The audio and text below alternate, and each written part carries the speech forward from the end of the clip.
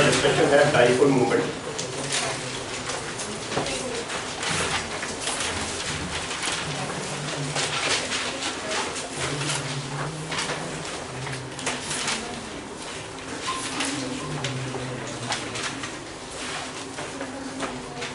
देखो ये मैंने कुछ कोवलेंट बॉन्ड ड्रॉ किए।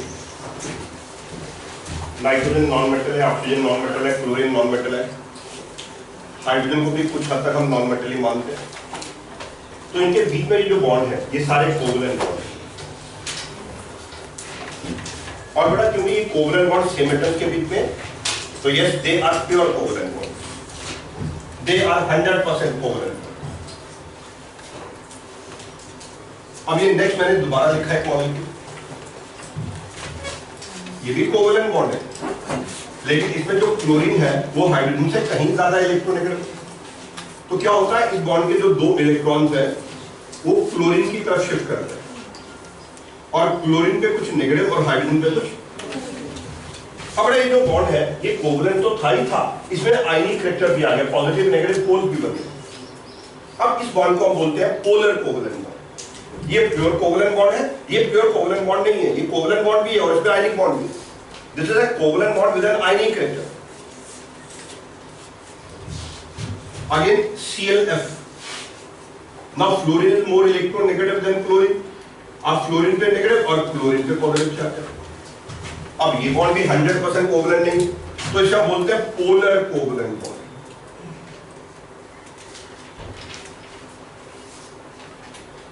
इसका मतलब हो गया this is a covalent bond with a polar character with an ionic character, और जो पहले था that is called non polar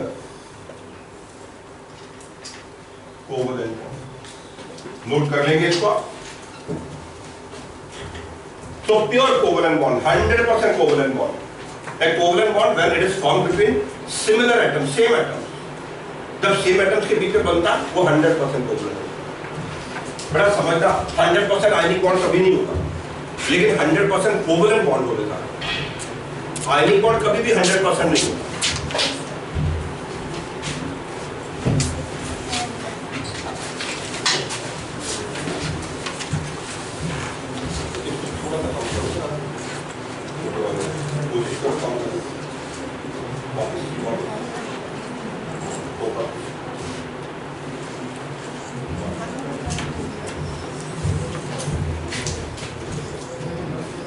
covalent bond same atoms के बीच में बनता है तो प्योर कोवलेंट होता, उसे बोलते हैं नॉन पोलर कोवलेंट बॉन्ड। लेकिन अगर कोवलेंट बॉन्ड डिफरेंट एटम्स के बीच में हो वो कभी भी 100% कोवलेंट नहीं होता, उसमें कुछ आयनिक कैरेक्टर आ जाता है, know that is called polar covalent. और देखो ये जो इलेक्ट्रॉन्स, बॉन्डेड इलेक्ट्रॉन क्लोरीन तरफ मूव कर गया ना, इलेक्ट्रॉन शिफ्ट हुए, ये जो इलेक्ट्रॉन का मूवमेंट है, शिफ्ट है टुवर्ड्स क्लोरीन, इस मूवमेंट को बोलते हैं dipole movement.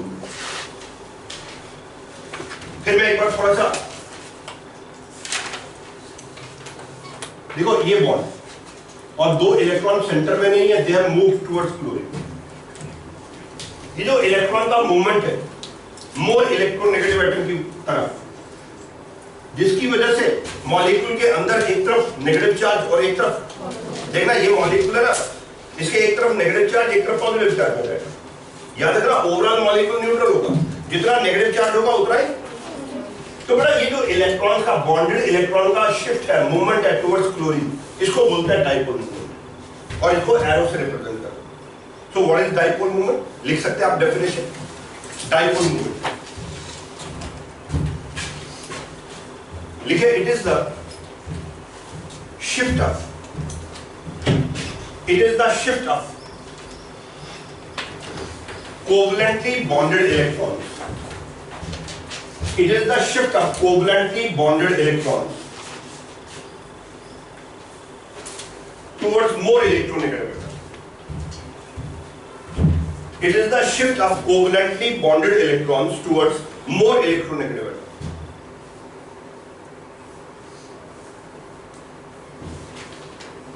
Because of which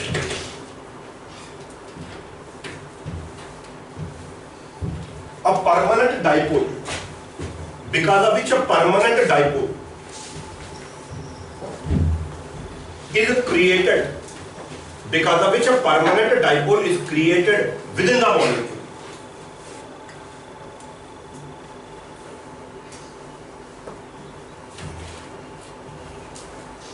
Because of which a permanent dipole is created within the molecule. क्या मतलब है? देखो देखो मॉलिक्यूल के अंदर ना दो डाई मतलब दो पोल बन जाते हैं, एक पॉजिटिव पोल है, है ना? ये जो बॉन्डेड इलेक्ट्रॉन का शिफ्ट है, मूवमेंट है, जिसकी वजह से मॉलिक्यूल के अंदर दो अलग अलग पॉजिटिव नेगेटिव पोल्स बन जाते हैं, इस इलेक्ट्रॉन की शिफ्ट को आप डाइपोल मूवमेंट बोलते हैं। ये क्या वर्ड मतलब मूवमेंट। कौन सा मूवमेंट? इलेक्ट्रॉन का मूवमेंट, जिसकी वजह से डाइपोल, डाइपोल मतलब दो पोल बन जाते हैं। मॉलिक्यूल ओवरऑल न्यूट्रल होता है, जितना नेगेटिव चार्ज होगा उतना ही, है ना? सो ये जो इलेक्ट्रॉन का शिफ्ट है दैट्स कॉल्ड डाइपोल। आगे लिखो, it is a vector quantity, it is a vector quantity.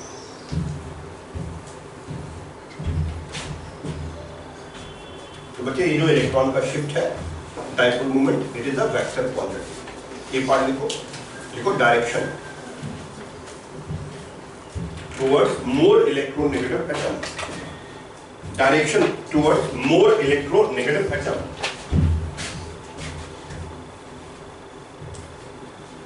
तो बच्चे इसका डायरेक्शन जो है that will be towards more electronegative atom. आगे लिखो मैग्नीट्यूड, मैग्नीट्यूड। उसके लिए मैंने एक फॉर्मूला लिखा बोर्ड पर, आप लिखो mu dipole moment that is Q multiply T. तो डाइपोल मोमेंट का जो मैग्नीट्यूड है ये उसका फॉर्मूला है, तो इसकी डायरेक्शन जो है that is towards more electronegative atom, और इसका मैग्नीट्यूड निकालने का एक फॉर्मूला है। अब इसमें क्यू है, क्यू इज पॉजिटिव और नेगेटिव चार्ज डेवलप। बेटा ये जो नेगेटिव या पॉजिटिव मैग्नीट्यूड लेना सब चार्ज का, है ना? नेगेटिव ऑब्लिक पॉजिटिव दोनों में से कोई भी चार्ज जो डेवलप हुआ, and D that is the distance between bonded atom.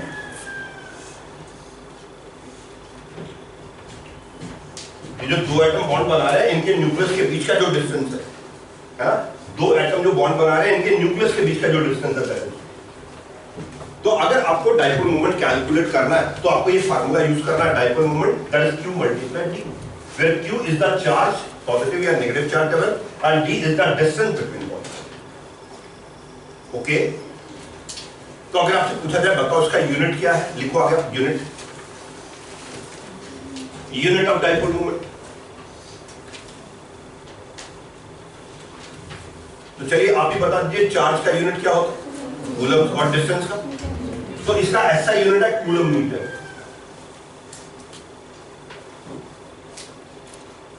That is the ऐसा यूनिट कूलम मीटर।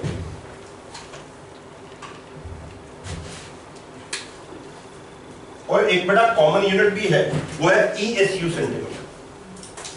चार्ज का एक यूनिट ESU भी होता है और डिस्टेंस सेंटीमीटर, ये इसका कॉमन यूनिट है ESU सेंटीमीटर, और ऐसा यूनिट है कूलम मीटर। एक इलेक्ट्रॉन जो है ना उसका चार्ज है 1.6 into 10⁻⁻⁹ coulomb, also equals to 4.8 into 10⁻⁻10 ESU। ये दोनों बराबर है, अलग अलग यूनिट में। दस the charge of one electron 1.6 into 10⁻⁻19 coulomb, या फिर 4.8 into 10⁻⁻10 इलेक्ट्रोस्टैटिक। तो अगर आप ये चार्ज कूलम में ले रहे हैं तो कूलम मीटर हो गया, ESU में ले रहे हैं तो ESU कॉमन यूनिट सेंटीमीटर आ जाता था, ESU सेंटीमीटर। और देखिए 10⁻1 एक यूनिट और लिखा जाता है बुक्स में, उसे बोलते हैं 1D, 1 decimal, that is 10⁻18 ESU centimetre. 10⁻18 ESU centimetre that is equal to 1D। आप बुक्स में देखेंगे तो डाइपोल का मोमेंट D में लिखा होगा, D stands for Debye and 1 Debye that is 10⁻18 ESU centimetre. which is equal to 3.3 into 10 to the power minus 30 coulomb meter.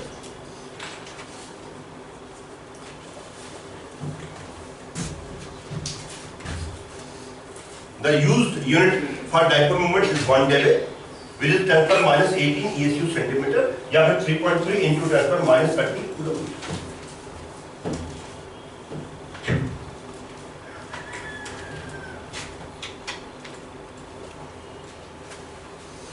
ठीक है,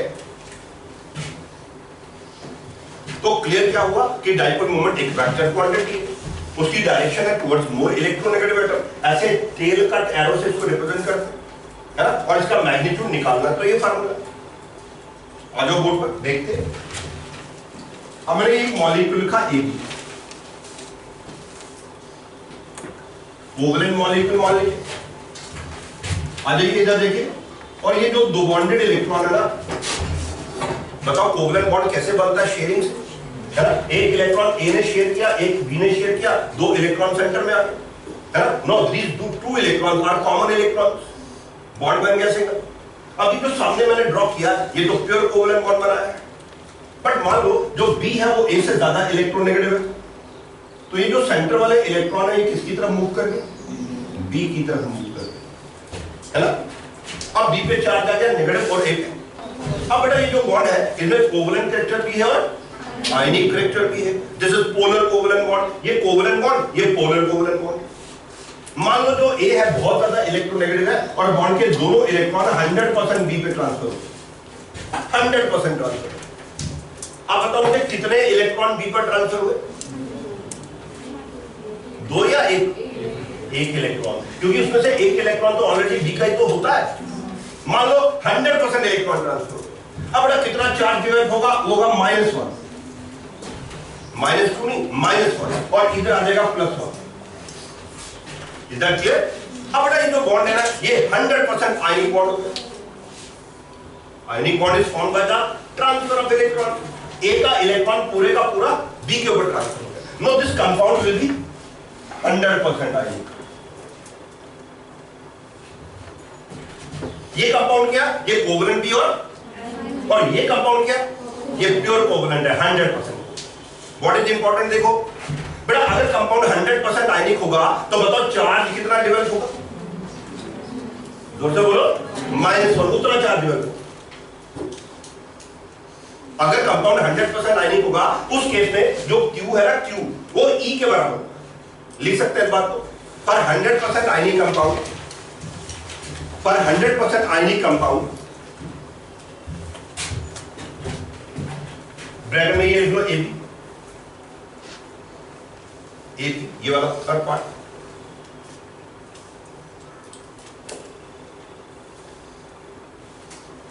नेक्स्ट आगे लिखो Q is equal to E, Q is equal to, yes, Q will be equal to E, that is 1.6 into 10 to the power -19 coulomb.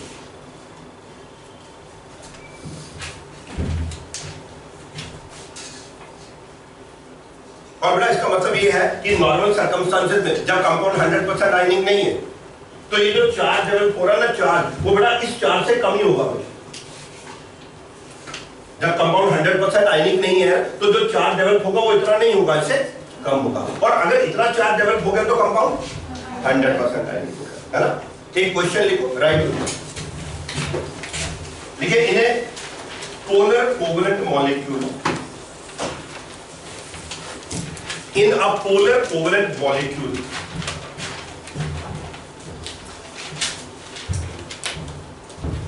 आगे ये लिखिए AB, A delta positive, B delta negative. फिर लिखिए the negative charge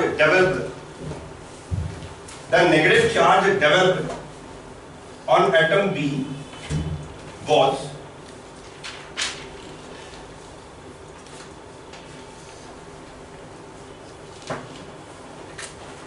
ये लिखा मैंने 1.2 into 10 to the power -10 ESU on atom B was 1.2 into 10 to the power -10 ESU,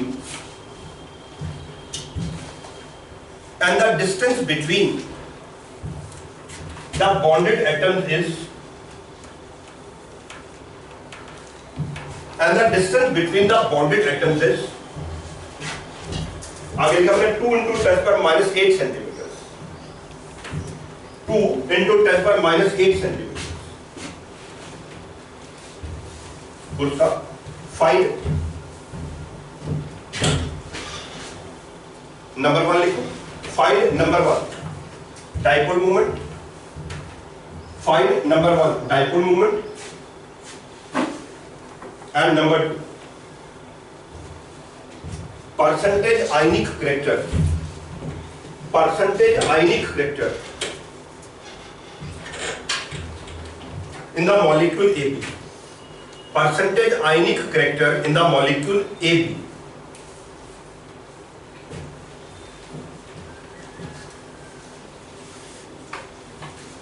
बड़ा ये जो मॉलिक्यूल AB है ना, इनमें आयनिक करेक्टर कितने परसेंट है? बड़ा ये डाइपोल मोमेंट का सबसे बड़ा एडवांटेज है। डाइपोल मोमेंट से हम ये फाइंड आउट कर सकते हैं कि एक कोवलेंट मॉलिक्यूल में आयनिक करेक्टर कितना है, 10%, 20%, 40%, 80% कितना है। तो पहले हम ऐसा करते हैं, डाइपोल मोमेंट कैलकुलेट करते हैं। लिखो इसके आंसर, आंसर हम अपनी कॉपी पर ये फार्मूला लिखो, mu is equal to q into t. अब इसमें वैल्यू लगा दो, क्यू और डी दोनों की बराबर। तो बच्चे dipole moment is equal to Q आ गया 1.2 into 10 पर -10 ESU, डिस्टेंस आ गया 2 into 10 पर -8 सेंटीमीटर। ये सॉल्व करेंगे तो 2.4 into 10 पर -18 ESU सेंटीमीटर।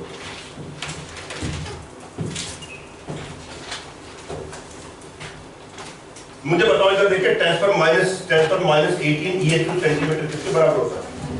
तो मैं इसको लिखता हूं नेक्स्ट लेफ्ट लाइन में 2.4 D आ गया, ये आ गया इसका डाइपोल। मैं इसको बोलूंगा डाइपोल ऑब्जर्वर, नीचे मैंने OBS कर दिया, डाइपोल ऑब्जर्वर मतलब जो हमने देखा, डाइपोल मेजर किया, वो आ गया 2.4 D। ओके, नेक्स्ट मैंने लिखो, if this compound is 100% ionic, if this compound is 100% ionic,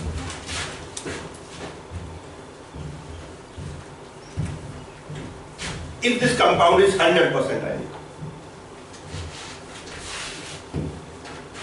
बच्चे मान लो ये जो कंपाउंड है 100% आयनिक हो, तो उस केस में डाइपोल क्या होगा? बताओ, अगर ये कंपाउंड 100% आयनिक है तो Q किसके बराबर होगा? है ना? तो लिखते हैं dipole moment 100% ionic is equal to E multiplied D। बच्चे Q E के बराबर हो जाएगा, है ना? तो फार्मूला बन गया E multiplied D। What is E? E is the charge. देखो चार्ज कितना है इलेक्ट्रॉन का, 4.8 into 10 पर -10 ESU, और डिस्टेंस तो वही ले लेंगे, 2 into 10 पर -8 सेंटीमीटर। ये बेटा आएगा 9.6 D आ जाएगा। देखो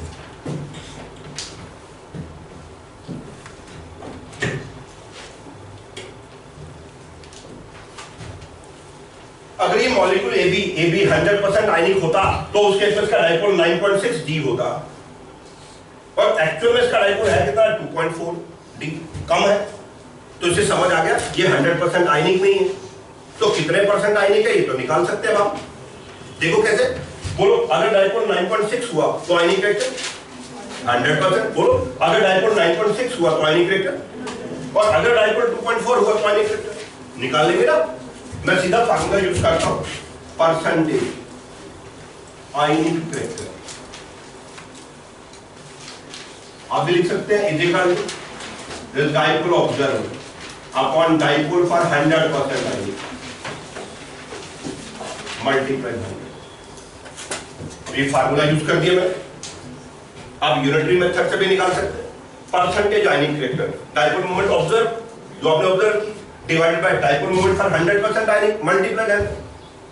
तो ऑब्जर्व वैल्यू ये लिखिए 2.4, और 2.4 डिवाइडेड बाय 9.6 मल्टीप्लाई 100। ये सॉल्व करेंगे आप, थोड़ा ये देखा तो 25%, ऊपर नीचे 4 से डिविजिबल हुआ, 100 को 4 से डिवाइड किया तो 2.20। और ये जो है ना, ये सबसे बड़ा एप्लीकेशन है डाइपोल मोमेंट का। डाइपोल मोमेंट की वैल्यू से हम पता लगा सकते हैं कंपाउंड में आयनिक करेक्टर कितना। ठीक है ये ठीक है बच्चे, ये ऊपर से 2 4 से डिविजिबल हुआ है ना, और 400 4 से 25। अच्छा बोर्ड पर देख के बताओ मुझे, ऊपर क्या डाइपोल ऑब्जर्व, क्या बोलते हो, डाइपोल ऑब्जर्व जितनी ज्यादा होगी तो परसेंटेज आयनिक क्रिस्टल है ना, ऊपर 2.4 है ना, ये वैल्यू बढ़ जाएगी तो परसेंटेज आयनिक क्रिस्टल बढ़ जाएगा। लिख लो बात को, greater the dipole moment, greater the dipole moment comma, greater is the percentage ionic character, greater the dipole moment, greater is the percentage ionic character in the covalent molecule, greater is the percentage ionic character in the covalent molecule, greater the dipole moment, greater is the percentage ionic character in the covalent molecule। जिस molecule का dipole जितना ज्यादा हो जाएगा उसमें आयनिक electron उतना ज्यादा हो जाएगा। ठीक है, आगे लिखो नेक्स्ट लाइन में for example,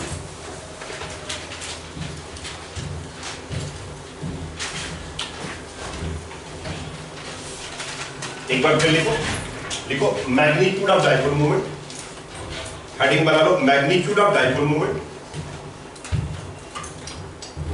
and percentage ionic electron and percentage ionic character।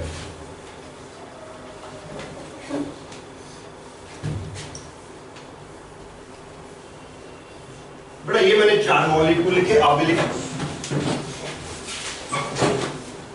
बटे हमें ये अंडरस्टैंड करना है इन चारों में किसमें डाइपोल ज्यादा या किसमें आयनिक कैरेक्टर ज्यादा। एक ही बात है, HF, HCl, HBr, HI। बेटा H तो सेम है, बताओ फ्लोरीन, क्लोरीन, ब्रोमीन, आयोडीन कौन ज्यादा इलेक्ट्रोनेगेटिव, तो फिर आप खुद ही बताओ किसमें डाइपोल आपको लगता है ज्यादा होगा, है ना, फ्लोरीन ज्यादा इलेक्ट्रोनेगेटिव है, तो जितना ज्यादा इलेक्ट्रोनेगेटिव होगा उतना ज्यादा इलेक्ट्रॉन अपनी तरफ विड्रॉ करेगा। क्या मैं लिखूं HF ग्रेटर देन HCl। एक बार फिर बता दो इन चारों में किसमें डाइपोल सबसे ज्यादा और किसमें सबसे ज्यादा आयनिक इलेक्ट्रॉन होगा, फिर HF में आ जाएगा। जिसमें डाइपोल ज्यादा होगा उसमें आयनिक कैरेक्टर ज्यादा हो जाएगा, और सबसे कम आयनिक कैरेक्टर HI में है ना। बड़ा इसी में एक इंपॉर्टेंट पॉइंट है मिथाइल क्लोराइड, मिथाइल ब्रोमाइड और मिथाइल आयोडाइड। क्या क्या बोलते हैं बोलो, क्लोरीन, ब्रोमीन, आयोडीन कौन ज्यादा इलेक्ट्रोनेगेटिव है ना, तो methyl chloride greater than bromide greater than. बड़ा इसमें जो फ्लोराइड है ना वो एक्सेप्शन शो करता है, इसलिए मैंने लिखा नहीं। जब आप अल्काइल हैलाइड पढ़ते हैं वहीं पे शुरू में बताया जाता है। बड़ा फ्लोराइड जो है ना वो फर्स्ट में नहीं आता, सेकंड नंबर पे आता है। Methyl fluoride greater than methyl fluoride, this is important, greater than methyl bromide, greater than methyl iodide. आप बुक में भी चेक करिएगा, अल्काइल हैलाइड शुरू में पहले या दूसरे पेज में एनसीईआरटी में मिलेगा, वहां वैल्यू लिखिए। बड़ा किसी वजह से फ्लोराइड की डाइपोल ब्रोमाइड से कम है। आप बोलेंगे सर यहाँ ऐसा क्यों हो गया, वैसे तो फ्लोरीन ज्यादा इलेक्ट्रोनेगेटिव है। बड़ा बेसिकली डाइपोल मोमेंट 2 फैक्टर पर डिपेंड करता है, एक चार्ज पर और एक डिस्टेंस पर, डिस्टेंस। और बड़ा फ्लोरीन का साइज एक्सट्रीमली स्मॉल है। बड़ा अगर साइज छोटा होगा फ्लोरीन का तो बॉन्ड लेंथ कम हो जाएगी, दैट क्लियर। बॉन्ड लेंथ कम होने से Q मल्टीप्लाई D, D का वैल्यू कम होने की वजह से इसकी डाइपोल थोड़ी सी कम है। ये एज एन एक्सेप्शन याद रखना आपने, and this is very important. Methyl chloride then fluoride then bromide then iodide. ठीक है, नेक्स्ट लाइन में लिखो, in a polyatomic molecule, in a polyatomic molecule, yes, in a polyatomic molecule, comma, dipole is calculated like vectors. In a polyatomic molecule, dipole is calculated like vectors.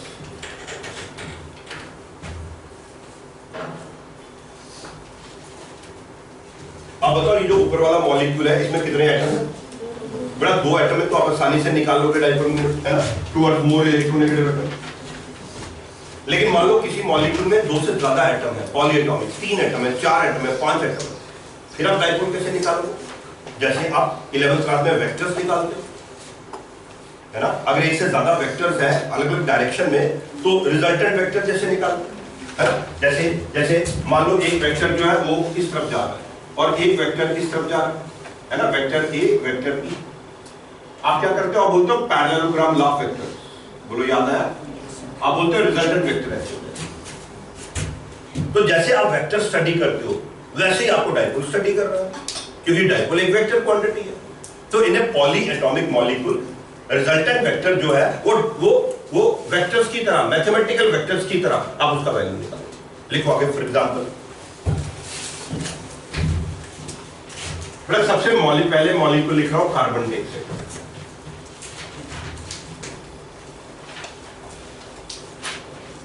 देखो इसमें carbon है और oxygen है, कौन ज्यादा electronegative?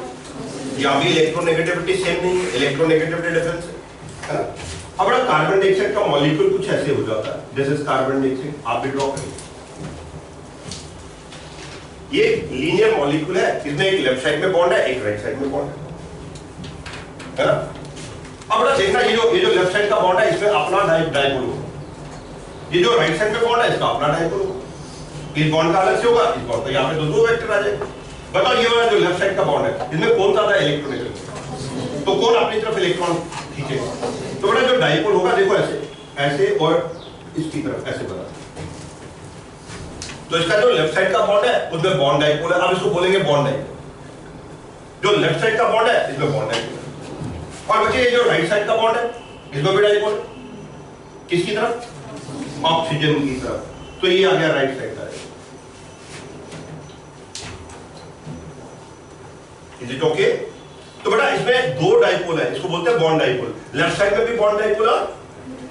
आपको क्या लगता है ये जो 2 वेक्टर है वो इक्वल और अपोजिट है? रिजल्टेंट वेक्टर 0 हो जाएगा। तो रिजल्टेंट डाइपोल मैं इसको लिखूंगा are resultant, that is in this case is again 0। मतलब इसमें रिजल्टेंट डाइपोल नहीं है। अगर मैं पूछूं बताओ क्या इसके बॉन्ड में डाइपोल है? आप बोलेंगे हाँ इसके बॉन्ड में, इसमें बॉन्ड डाइपोल है, इसके बॉन्ड में डाइपोल है, लेकिन ओवरऑल मॉलिक्यूल में डाइपोल नहीं है। क्यों नहीं है? क्योंकि 2 जो डाइपोल है वो इक्वल और अपोजिट है। सुनो इधर, ये बड़ा जो लेफ्ट साइड का बॉन्ड है ना ये पोलर है, क्या है? डाइपोल। और राइट साइड का बॉन्ड पोलर है, लेकिन कार्बन डाइऑक्साइड नॉन पोलर है। क्वेश्चन आएगा बताओ कौन सा मॉलिक्यूल है? 4 ऑप्शन, जिसके बॉन्ड्स तो पोलर है लेकिन ओवरऑल मॉलिक्यूल नॉन पोलर है। बात समझ आई आपको? इसके बॉन्ड्स तो पोलर है अलग, लेकिन ओवरऑल मॉलिक्यूल नॉन पोलर है। क्यों नॉन पोलर है? क्योंकि दोनों बॉन्ड डाइपोल इक्वल और अपोजिट है, तो रिजल्टेंट 0 हो गया। ओके, अब आगे मैं लिख रहा हूं एक मॉलिक्यूल BF3, एक मॉलिक्यूल NF3, एक मॉलिक्यूल NH। आप बेशक पहले एक ही लिखो BF3। अब ये जो बोरान ट्राइफ्लोराइड है ना इसकी शेप होती है triangle.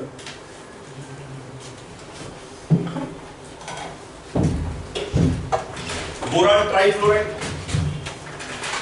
boron in the center and 3 fluorine, just like a triangle। यहाँ भी जो बॉन्ड है वो डिफरेंट एटम्स के बीच में। आप बताएंगे boron and fluorine which is more electronegative? Fluorine तो बहुत ज्यादा इलेक्ट्रोनेगेटिव, वो तो अपनी तरफ इलेक्ट्रॉन अट्रैक्ट करेगा। देखो ये जो ऊपर वाला बॉन्ड है इसका डाइपोल ऐसे ऊपर की तरफ,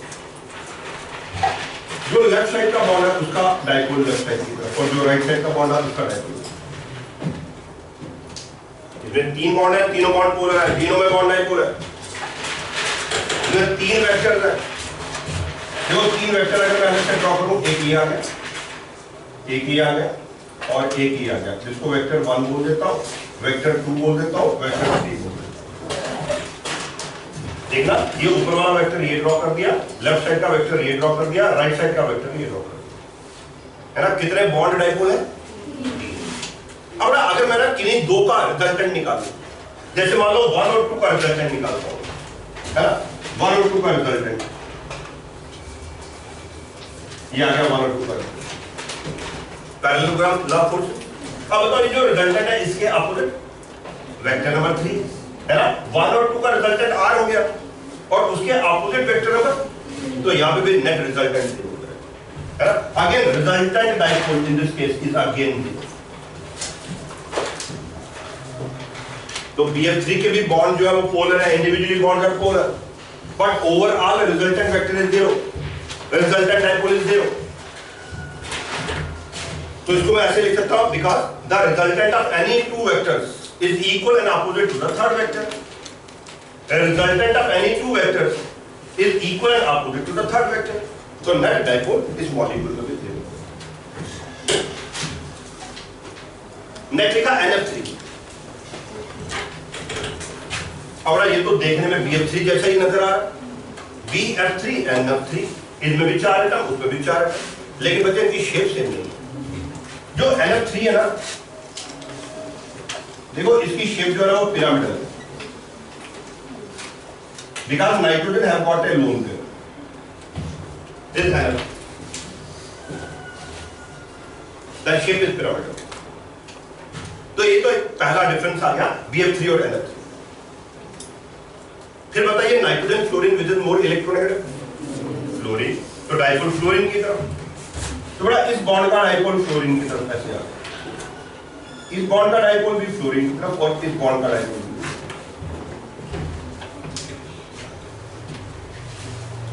देखना तीनों डाइपोल नीचे की तरफ आ रहे हैं, बड़ा तीनों डाइपोल इलेक्ट्रॉन नीचे खींच रहे हैं। कुछ ऐसे देखो मेरी तरफ, देखो ये मान लो नाइट्रोजन और नाइट्रोजन ब्लैक, एक बॉन्ड ऐसे इधर है, एक बॉन्ड इधर है, एक बॉन्ड इधर है। सोचो ना, एक इधर है, एक इधर, एक इधर, तीनों का रिजल्टेंट कहीं सेंटर में आएगा। समझ रहे हो ना। अगर मैं इसको ऐसे करूं तो यूं ऐसे समझ लो, है ना, मुझे एक रोप इधर खींच रही है, एक रोप इधर खींच रही है, एक रोप इधर खींच रही है ना।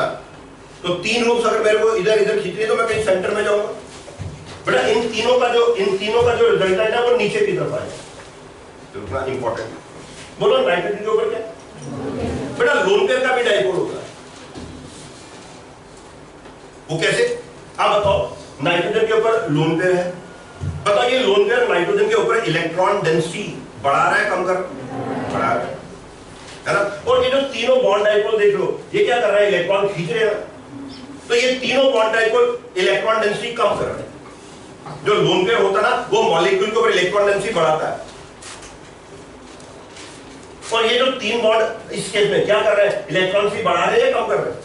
इसका मतलब लोन पेयर और ये तीनों डाइपोल अपोजिट डायरेक्शन में काम कर रहे हैं। सुनना, इसको ऐसे लिखूंगा, बेटा जो लोन पेयर है ना, ये उसका, ये लोन पेयर का डाइपोल। इसका मतलब जो लोन पेयर है वो नाइट्रोजन के ऊपर इलेक्ट्रॉन डेंसिटी बढ़ा रहा है।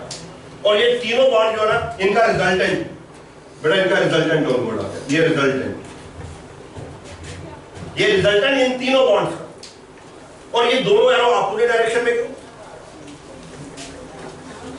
बोलो ना। लोन पेयर नाइट्रोजन के ऊपर इलेक्ट्रॉन डेंसिटी इंक्रीज कर रहा है और तीनों बॉन्ड जो है वो नाइट्रोजन पर इलेक्ट्रॉन डेंसिटी डिक्रीज कर रहा है, नीचे छीन रहे होते। That's why these both are acting in the। अब बोर्ड पर देखो एरो के साइज से, देखो इसका साइज छोटा है, इसका साइज, मतलब लोन पेयर का डाइपोल बहुत ज्यादा होता है। अगर मैं इन दोनों को रिजल्टेंट, दोनों का रिजल्टेंट निकालना हो मुझे फाइनल, तो ये सब्ट्रैक्ट करेंगे और इन दोनों का जो फाइनल रिजल्टेंट है बेटा वो कुछ ऐसा आ जाएगा, बस इतना। This is final result. क्या मतलब देखो इतना इसमें से माइनस कर दिया तो बस इतना ही पेंडिंग रहेगा। तो ये जो NF3 है ना, इसमें बच्चे डाइपोल है 0.24 है।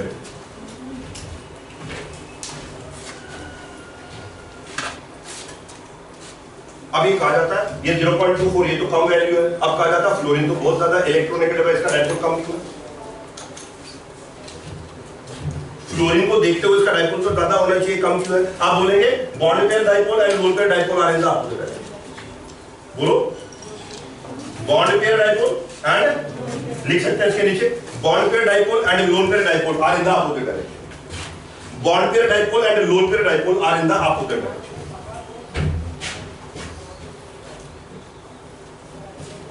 वो एक दूसरे की अपोजिट डायरेक्शन में काम कर रहा है, सब्ट्रैक्ट कर रहा है, रिजल्टेंट डाइपोल कम हो गया।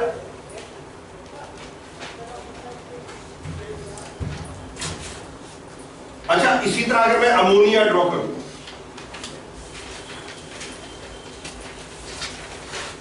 आप भी ड्रॉ करो अमोनिया।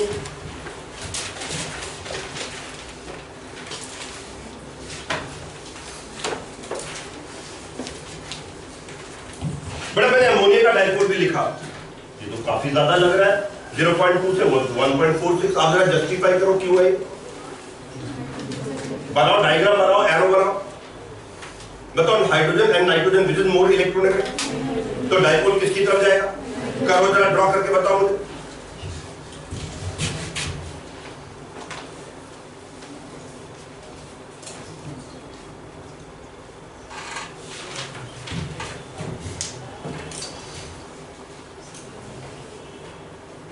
क्या लगता है आपको, bond pair dipole and lone pair dipole are in the, देख रहे हो ना, लोन पेयर नाइट्रोजन के ऊपर इलेक्ट्रॉन डेंसिटी इंक्रीज कर रहा है और तीनों बॉन्ड भी नाइट्रोजन की तरफ इलेक्ट्रॉन डेंसिटी।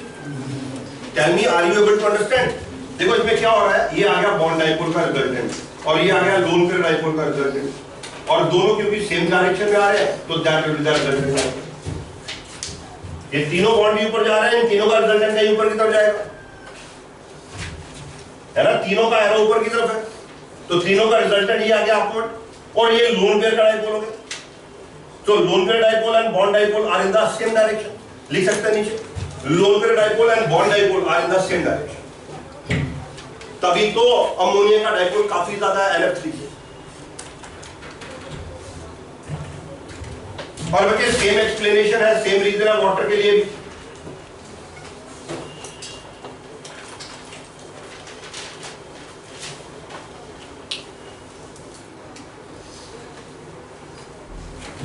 देखो वाटर के नीचे मैंने लिखा 1.84 डेबिट, ये तो और ज्यादा बढ़ गया। देखो इसका रीजन क्या, बताओ ऑक्सीजन पर कितने लोन पेयर दिख रहे हैं, 2 लोन पेयर, है ना, और बताओ hydrogen oxygen which is more electronegative, तो वो वाला डाइपोल जो है वो भी ऑक्सीजन की तरफ है। Again bond dipole and lone pair dipole are in the same direction, और ऊपर से ऑक्सीजन के ऊपर तो 2 लोन पेयर, तो water is much more polar as compared to ammonia. तो बड़ा ऐसा मॉलिक्यूल जिसमें 2 से ज्यादा एटम है, उसमें रिजल्टेंट डाइपोल आप वेक्टर्स की तरह कैलकुलेट करते हैं। रिजल्टेंट जैसे आप वेक्टर्स कैलकुलेट करते हैं वैसे आप रिजल्टेंट डाइपोल। ये कुछ वैल्यूज मुझे याद थी, बाई चांस मैंने लिखी, अदरवाइज ये वैल्यू बुक में लिखी होती, ठीक है ना, एक्सपेरिमेंट करके निकालते हैं। तो 2-3-4 वैल्यूज जो मैंने लिखी है वो आप भी याद कर, ठीक है।